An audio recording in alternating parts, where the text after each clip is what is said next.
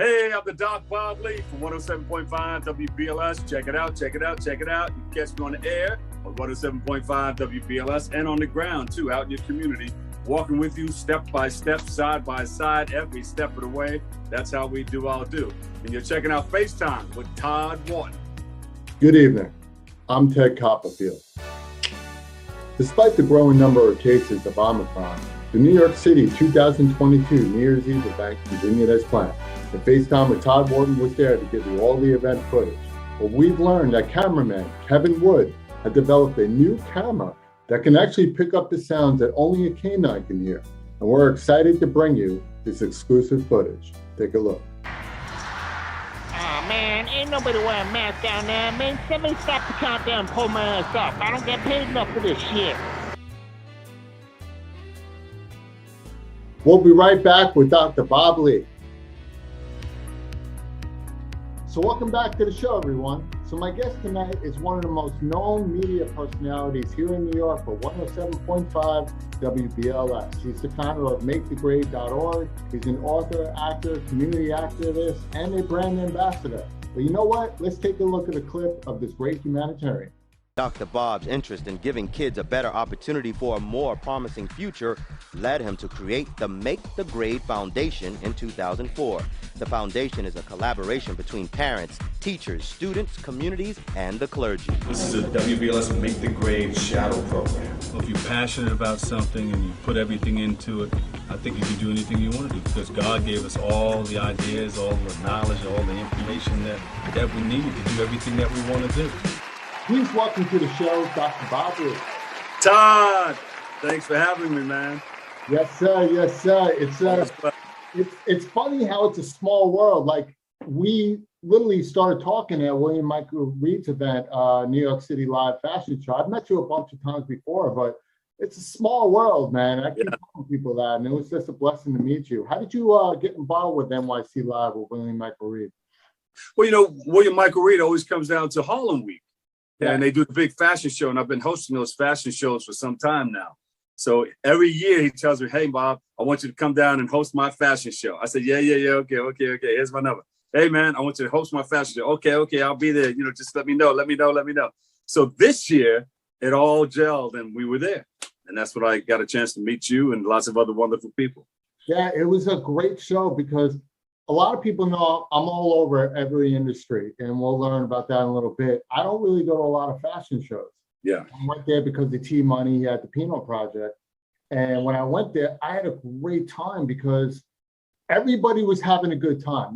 That's what it was all about. It wasn't just about the fashion. They had great music, great people. There was a great vibe. There was a great energy about it. Because if you ever go to some of these fashion weeks, like the real shows, yeah, I get there's money involved, but it's like everybody's pretentious and there's no like vibe to it. And you're just sitting there just like, it's kind of like a slow motion of watching a tennis game, just like going back and forth. And, you know, maybe you'll see one athlete, like, yeah, you know, I'll spend on that. I'll do that. You know, did you feel that vibe when you were there as well?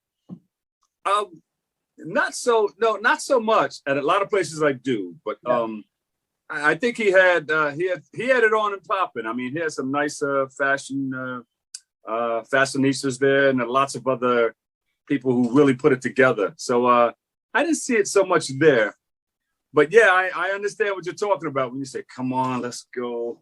Yeah. Yeah, hurry up, please, let's go. But I saw a lot of stuff, and I was interested in maybe finding out who were the makers of these, so we can maybe go in and maybe get a jacket or get a suit or get something made. Yeah. So I can wear it on somebody's stage. Yeah, it's incredible. That's one of the things I always found weird about a fashion show, that they never really give a lot of info on the actual designers on where you can purchase this stuff. Like, yeah. When they put up their logo, I'm like, guys, why don't you put up their website under their logo? So while we're there, we can click on it and find out where we can buy some of this stuff. I think that's, I think, hey, hopefully William can watch this video and be like, you know what, man, that's a good idea. That's a really good idea, you know. And I thought, was it you or somebody else that came up and said, hey, where can we get this stuff?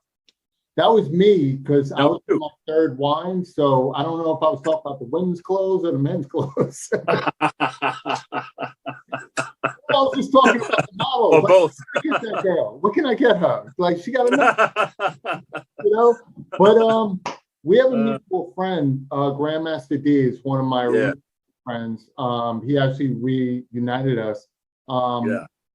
You both do something. I believe you were doing it longer than him, and you brought him on recently, which I'm in love with right now. You make it a point to visit prisons every year and give them hope, which is such a selfless act to do, because we don't, half the time we don't even know what these guys go in for, or are falsely accused. And I've had some people in prison, not close to me, but they hit a wall, because once you're sent in, you're out of the system, right? And you're in a different system. You go in there to give them hope. Tell me about how you really got involved with that, and was it a personal issue that you dealt with in your life that made you get back to the prison system? Well, I was always doing things in the community, visiting hospitals, visiting community centers, churches, and helping others get what they need out of life. But I met this young lady by the name of Sandy Smith, and she was I think she was a deputy chief. And she started bringing us in. She said, "Hey, can you come to jail and talk to some of the inmates?" Because I think they were having a problem at that time where there were a lot of slashings and slicings. And they brought us in and showed us around and showed us the many different weapons that people were using, turkey breastbones and toothbrushes and all kinds of stuff.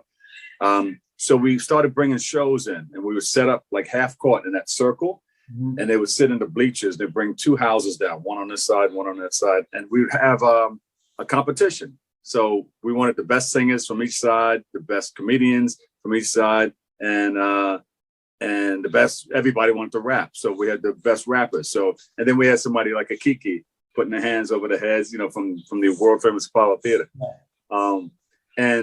And we would give them like a little show on the turntables. Grandmaster would be on the ones and twos. I would jump on the ones and twos, and we would have some fun with it. And before it was all said and done, we would have that message, hey, how many people have kids at home? And a lot of them, wow, it hits them. And it makes them realize that, wow, I'm in here doing this time and I have youngsters at home. Right. So a lot of them raise their hands. And I said, well, you can't begin to take care of those kids until you can first begin to take care of yourself. Right. And that was basically the message with some other verbiage attached to it. They would walk out of it, hey, man, thank you. And we would see them years later. Drew would tell you, we would see them years later. And they would come up to you and thank you for sharing your space and time with them while they were, down and out sort of in prison. That's amazing, man. Congratulations on that. And when you do speak to these people, do they select who you go to speak to? Because I can see where people will be getting on parole and maybe out in 3 to 4 years from the time they talk to you, which is irrelevant.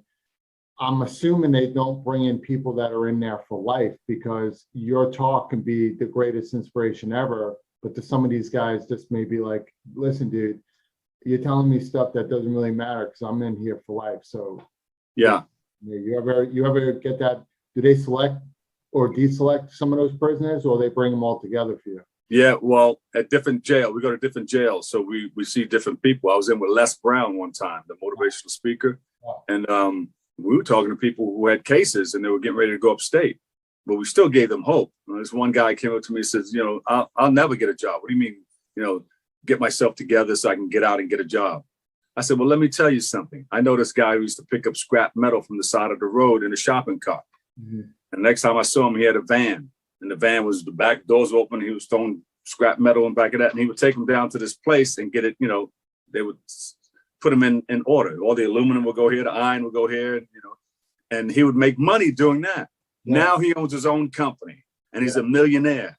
Yeah. It's crazy how some of those jobs that you don't realize make so much money, because not only is he helping the world recycle, he's cleaning up the world as well. And there's a huge, there's a dollar to that. And that's a job that nobody really thinks about doing. Like, hey, what do you want to be when you grow up? I want to be the guy that's on the side of the road picking up scrap metal. That's not really a lot. They won't say it. Yeah. Right. But it's an option. Awesome. Yeah. You always have an option.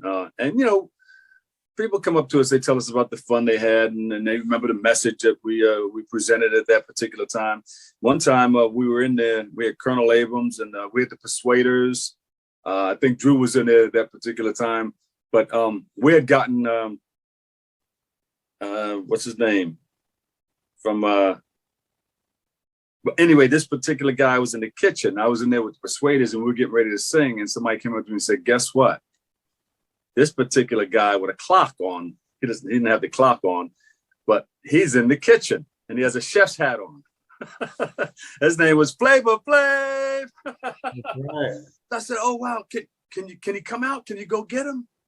And they said, well, let me see what we can do. So they went back there, and here comes Flavor Flav with a chef's hat on and the apron on and everything.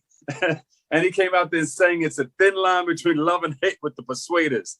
All the inmates, they were dressed in green. You know, I think they were getting ready to come out. That was a minimum security area. Yeah. And they were on the floor. They couldn't take it anymore. It was so comedic. I mean, it was, he turned the whole place out. It was really, and we got Flav on the phone. It was me, Grandmaster D, and Flavor Flav. I said, do you remember when you was in Rikers Island and you was in the kitchen and you came out and you sang with the Persuaders? He said, oh, shoot. Oh, and he just broke out laughing. He couldn't stop laughing. He said, wow. Wow. You know, Flavor Flav is, right? He said, Dr. Bob Lee. I remember that. He said that was funny. He couldn't stop laughing. But, you know, those are some of the good times that we shared while visiting and making other people, you know, happy in jail. And those people, they come out and say, hey, man, I remember those things when you came into the jail when I had my rough times. Oh, man. Yeah, that's what makes it all worthwhile. Flavor Flav. And I think it's funny how his whole, like, image was about his clock. And me growing up, I used to think he was farsighted. That's why he had a big clock like that. Yeah. Opposite. Yeah.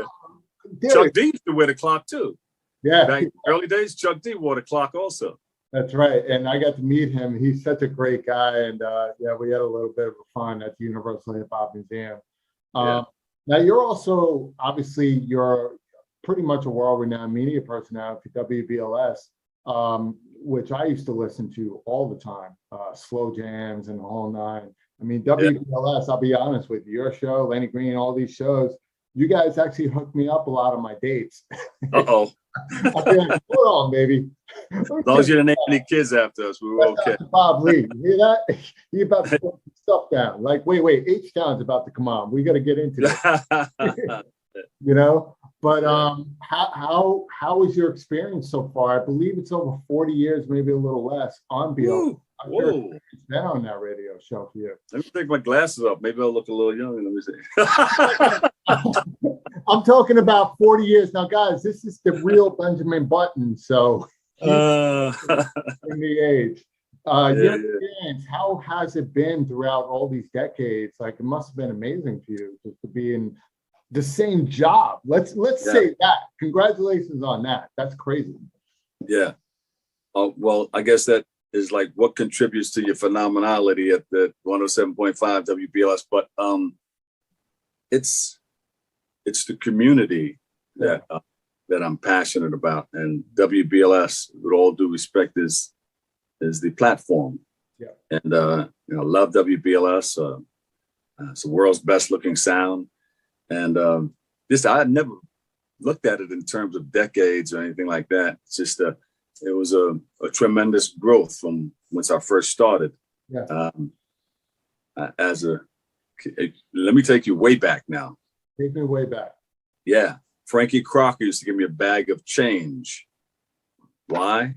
For the telephone booths, because I was the guy that was broadcasting from the streets. Wow.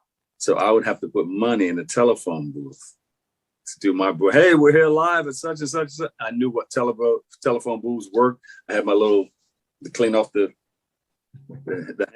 handles and all that stuff and the mouthpiece. And at one time, the operator came in and was a part of our broadcast. Mm-hmm. We were doing an early morning show in the Bronx at Kennedy High School. Ken Spider Webb, he was on the air in the morning, and I was a guy out in the street I had the side door of the van open, the music was going, and we had the whole school out there in full force. That school was 100% attendance that morning. Everybody was listening. Everybody was there on site. And so Ken Webb said, hold on, we have a contest going on. Bob, I'll be with you in a minute. So we're holding on and everything. And the kids are anticipating going over the air. And they could hear it in real time, coming out of the side door of the van. No delay or anything like that. So here he comes. All right, let's go out to Bob Lee. Bob, what's going on? Hey, Ken, we're live. The kids, you couldn't even hear yourself speak. Ken, we're live at Kennedy High School in the Bronx, and everybody's on time. We got 100% attendance, and I got the principals here, and I got the students here. Hi, what's your name? What do you want to do when you grow up or when you graduate? Hi, my name is. I want to become a lawyer. Hi, I want to become a doctor. Hi, we asked them what they wanted to do, because 9 times out of 10, if they said they wanted to do over the air to 3.5 to 4 million people, they would sometimes follow that dream, and it was evident of that because people used to come up to us years later and talk about what we did and what they said on the air that morning.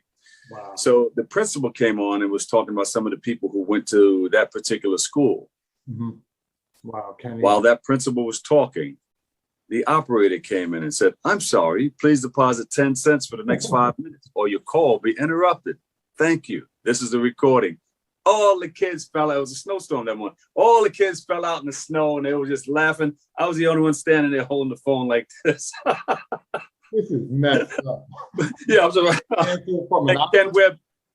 Ken Webb came in and said, well, I guess the operator had to get their 10 cents worth. And they just continued laughing. Who got a dime?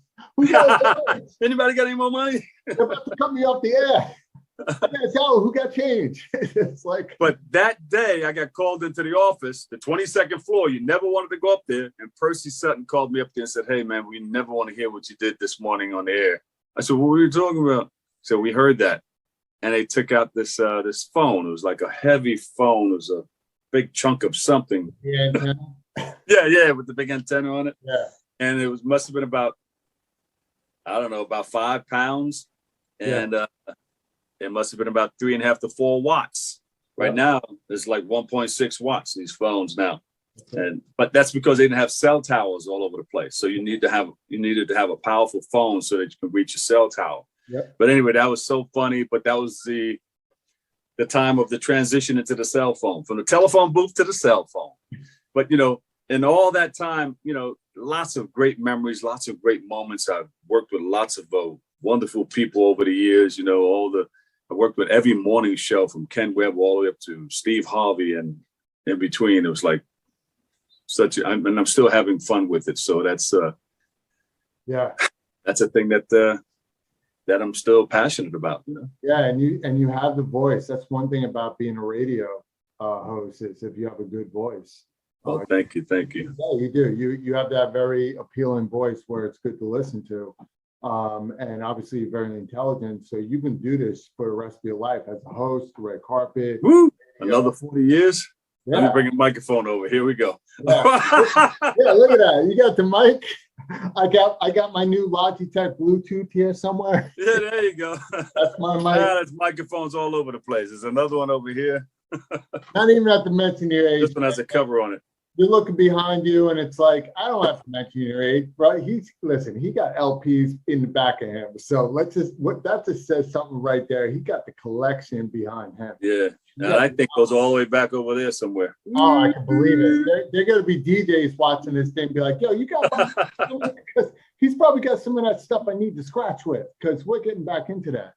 But yeah, you're a charity ambassador for BLS as well, which puts you with the community. That's a huge passion of yours. I looked a lot of stuff that you did, but now you have a foundation called MakeTheGrade.org, and you recently did a virtual event. Tell us about that, and tell us how the event went on December 12th. Well, we started that foundation based upon something that we were doing called the On-Time program, the WBLS On-Time program, which I spoke about. That was an on-time program that, where I was doing those things from the telephone booth.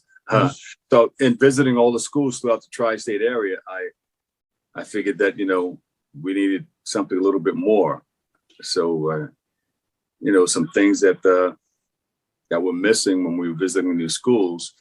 We weren't only doing the broadcast from the outside of the school. We went into the auditorium, and sometimes we did classrooms, and sometimes they called us in to DJ. The team still DJs today. We go out to different places. We do a lot of private parties too. But we saw something that maybe was needed, and we thought maybe we can help out. So we put together something called, it's a collaboration, and it's in the mission statement also. It's a collaboration between parent, teacher, and a partnership between parent, teacher, student, community, clergy, financial literacy, and health. So we thought maybe we put those 7 things together and we can help that student become successful. It's like it takes a village to raise a family. So you put some things together that will help that person or that student move to the next level. And not only reward those who receive the A's and B's, but those who make the grade, bring it up from where you are to the next level. And so we came out with a number of books that I've written. The first one is 7 ways to make the grade, with those 7 things first. And then your daily dose of quotes and anecdotes featuring words of wisdom to help you make the grade. Volumes 1 and 2 of that. And then we came out with People to Know in Black History and Beyond, recognizing the heroes and sheroes who make the grade. Black History and beyond just that Black History Month, beyond just Black people, beyond just the people that we know, that we hear about every year, the same people, but digging a little deeper and finding out about the people who helped propel people into space in the 60s. Yeah. Remember the movie that came out, Hidden Figures? I didn't know about that until it came out. I mean, the book came out and then the movie came out. Yeah, that was a lot of hidden things like that should be, brought out so our people can understand what's going on. It's a part of history, American history. Yeah, and I love that. And I forgot who I was talking to. I think it was Ben Crump. I mentioned this too. So we had a meeting. Yeah. Probably like 8 months ago.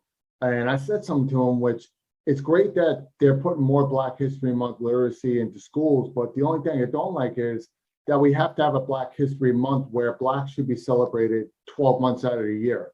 And it's said that we have to do reminders like a Valentine's Day or Black History Month to remind people, hey, there's an important thing that we should always recognize. And it's said that we have to create a month or create a day to remind people that this is a human world, that all this stuff is important, whether it's a birthday or, a Mother's Day or Black History Month. And that's the only downfall of all of us being humans. We have to create these holidays and months to remind ourselves how special we are, because Black history is not just Black history. The history in Black history goes beyond, and it affects so many lives in all cultures. And every school should have this implemented part of their curriculum. Do you agree with that? I do agree with that. Yeah. And there was a young man who said that they would try to make sure that these books would make it to the public school. I'm just trying to dance like without saying who and when. But yeah, there was some interest in trying to put some of these books in the schools, and they're in the libraries right now, and then they're in some of the schools that I deal with. But there was some talk about teaching, because it's not teaching anything bad. Right. It's teaching Black history and American history all in once, because a lot of people are in this book, not only Black people. Yeah. Which is really, really important. And you should definitely look into virtual libraries as well, because if we're going into everybody learning online, a lot of kids want to look at that. That thing is thick. That's volume 1, and this is volume 2. Oh, wow. But this is a soft cover. This is a hard cover. I was always a hardcover fan when I was. Yeah, these are great for libraries. It's easy to hold too. Yeah, that's true. But How long did it take you to write some of these books altogether? The first one took me about 3 or 4 years, because I didn't want to put anything out of my name that wasn't up to par, and I still wasn't uncomfortable with it after I've written it. So I went back and went over it again. Right. And I didn't know the formatics of it. So I wanted to get with somebody that knew how to lay it out. And so once I got that, I said, oh, all right, I know how to do this. So I started doing my own formatting. And but every book that I've written has those 7 things in it. Yeah. The collaboration between parent, teacher, student, community, clergy, financial literacy, and health. And also has this in the title, to make the grade. I love it. I love it. And I love how, you know, your organization is doing awards, awarding the community people for some of their things they're giving back, because not enough of that. I don't think there'll ever be enough of that. I think it's great because it makes them feel empowered that they're actually making a difference instead of out there every day helping people, but nobody ever recognizes it unless it's on TV. Yeah. So, I mean, it went well. It was the second time we did the virtual awards. Normally we're there live and everybody's having a great time. You have the cocktail hour. People walk down and they walk down into dinner. And I have my DJ playing. You know, Tommy Allen was playing, God bless his soul. He just passed away. I have a DJ playing for the first half hour. Then everybody's seated. They have that dinner. And then during dinner, they have the couple of performers. This performance is all throughout the whole thing. Mm-hmm. And then the awards, we have everybody come up. Usually have about 8 people that I award, sometimes 10. And they come in, they sit in this arch, and they're all already seated for pictures. Everybody's there. You have Shayla on one side and Ann Tripp on the other side, and they come in and everybody says 30 seconds of something until you get to the middle. And then that picture opportunity. And then we get into the next thing, because a lot of people say, oh, I don't sit and hear anybody talk for hours and hours. Let me get out of here. Help me, please. So we get out of that, we get into another performance, and then right out of the performance, Will Tracks usually comes on. Well, for the past 2, we had him come on. Mm-hmm. And then right out of Will Tracks, people are dancing already. So the DJ blends in with that. Yeah. People go home. And then, before they go home, we have a couple of great door prizes. So they stay all the way to the end. They don't want to leave. We got to kick people out. Usually people, when you have a gala like that, people are trying, they can't wait that sometimes they sneak out and they think the whole place thins out and everybody's like, all right, they're out of there. Yeah. I'm done with this. But they try to stay to the end on these because they're really, really, pretty popular. Everybody talks about it. Yeah. But this year, virtual, we had to stay apart so that we could come together. Yeah. Next year, December the 1st so far, the date. December 1st at Terrace on the Park. Yeah, I know that. That's right near my birthday, man. Oh, yeah? Yeah, December 11th. That's my birthday. We're going to all tracks be like, yo, put Todd in the middle. Put the birthday boy in the middle. So you got to make sure you can, shine a light. Hey, I'll come walking in. I'll be like, I'll do my dance, do my thing. People be like, who's that walking in? I'll be like, yo, man, that's Todd. Doing my birthday dance. So all those great things that you've been doing for so many years and you're continuing doing it. Do you have something coming up soon right now or into the new year that people should know about so they can, look for you or, we're working on a number of things. We have this worldwide organization that I'm the vice president of, and Curtis Blow is the president. Chuck D is involved. It's called it's a humanities program. It has something called the Hip Hop Alliance in it. And, since a lot of hip hoppers and R&B artists are dying and getting sick at an early age, we got together and we put together, I don't know if I'm talking too ahead of my time. You should, Curtis both spoke about it a little. I had him on season 2. Okay, yeah. So we're working together with SAG-AFTRA, and we're looking for people who have money in these different places that we can get them. And then we're looking to get health care for people, because a lot of people don't have to go so early, but a lot of people do because they don't have great health care. Yep. So we're looking to help people in those areas, and I'll elaborate at another time. I just have to stay on the outskirts of it. Still in fruition. It hasn't come to fruition yet, but I think we have crossed the T's and dotted the I's, and I think it's ready to go. And a lot of people will be very, very happy to find that they have these things that they can get involved in. Right. So in a nutshell, what you're working on, which is amazing, a real corporation that's actually looking out for the health benefits and dental benefits of the hip hop and R&B artists, pretty much the urban world, because we know their careers don't last too long unless they become an icon. Like, people, I don't think, understand in music, there's not a lot of artists that can actually survive a lifetime of music, like a Mary J. Blige or a Patti LaBelle, you know, and then not even hip hop, just like a Bruce Springsteen and stuff like that. Those are rarities.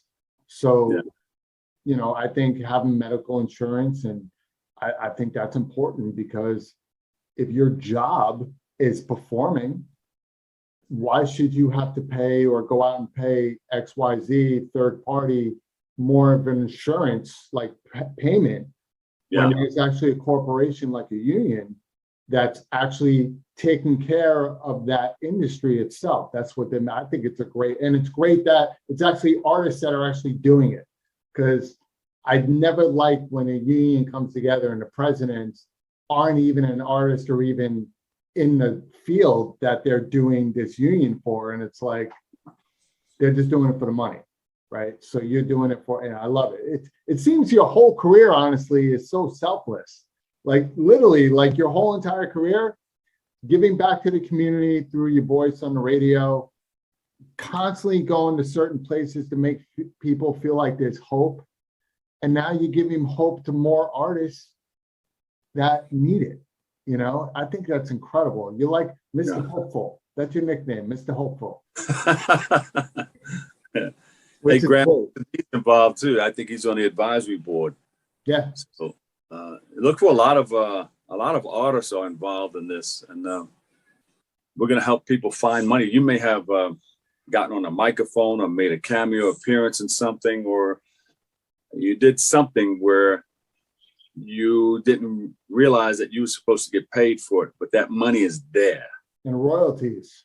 That's I think that would be great on royalties. Like, know how to do royalties in movies, commercials, because you were an actor. What about somebody who did a live concert, but then they replay that concert once in a while, right? I think if it gets replayed once in a while, there should be a little bit of a royalty value to that, you know? Because somebody's making money somewhere. So we'll find that out. And also, if the person is deceased, the family we're going to show the family how they can recoup some of that money. That'd be great. Yeah. And then you get into all that legal aspect, like, all right, we need the will. Who's involved? Which is great. But Bob, create the awareness. We let people know that it's there. I think it's awesome. I think what you're doing is great. I think your career so far, and I'm going to say so far because you're a young man, you got a long way to go. I think you have so much more greatness to bring to the world. And on behalf of myself and everybody who's always been listening to you over the years, we appreciate you, man. And thank you for doing what you do. Thank you, man. Amazing. Yeah, of course. And Bob, where can people find you on the website if they want to look you up, contact you by email or anything like that? Yeah.